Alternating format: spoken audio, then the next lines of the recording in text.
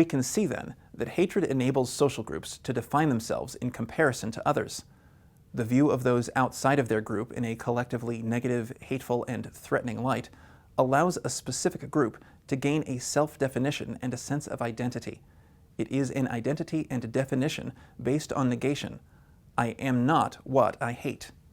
When discussing the history of anti-Semitism and Jew hatred, the other is clearly defined, as the objects of hate are always the Jews. The perpetrators of hatred, however, are varied, crossing periods, cultures, religions, and ideologies. Many of them even viewed and still view the Jews as ultimate others without being exposed to Jews at all. These features of anti-Semitism join others in characterizing this phenomenon. Let's hear more about the characteristics of anti-Semitism and examine how they distinguish this form of hatred. All prejudices differ from each other basically because of the different contents those prejudices have.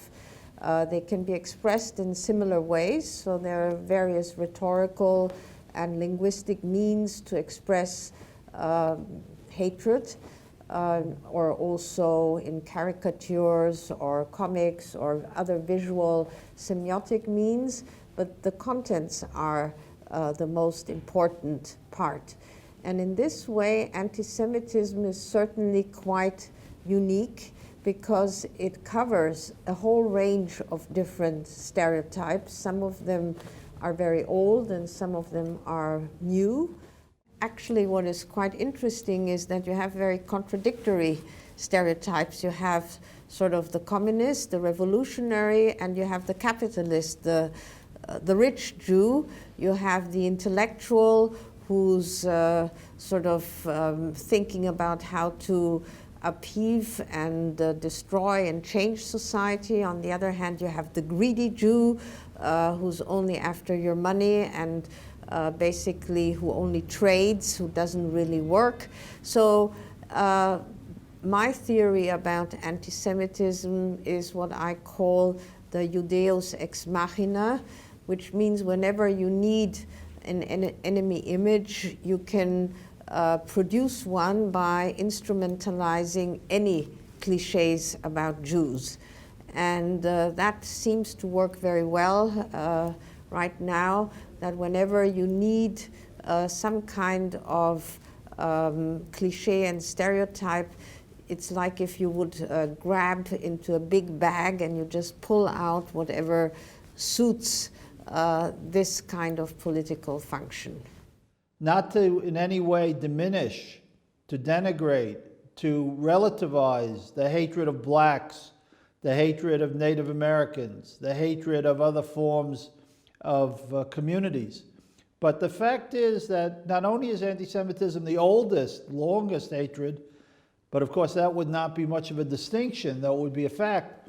What distinguishes anti-Semitism is not only that it's a prejudice, a stereotyping, a demonizing of Jews, something about the fact that Jews are unpleasant, that they smell, that they're dirty, right? These are said about all kinds of groups, that they're involved in dishonorable behavior.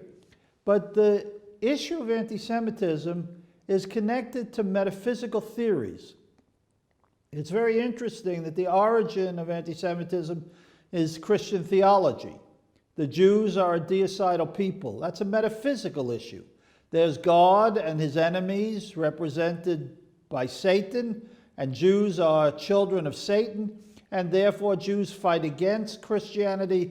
They fight against the salvation brought by the church. In the modern world, again, you have the idea that Jews are an international conspiracy. This is a doctrine, a philosophical, political doctrine about how Jews operate to control space and time.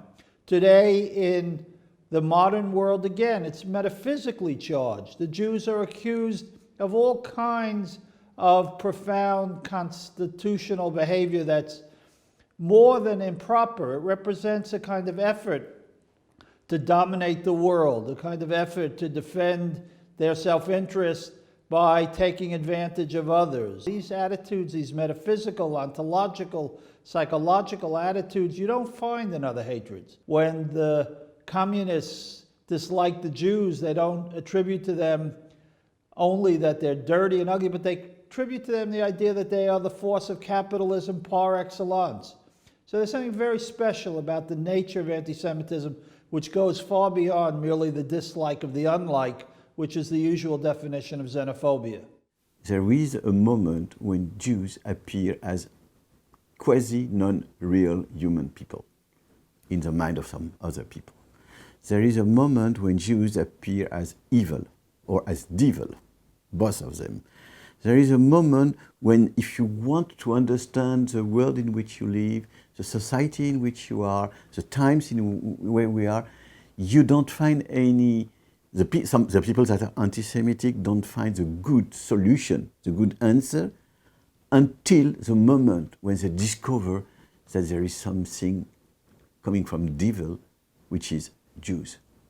That is to say, something which does not appear in a visible way, something that nobody can touch, not real Jews that you meet in the streets, but a mysterious power.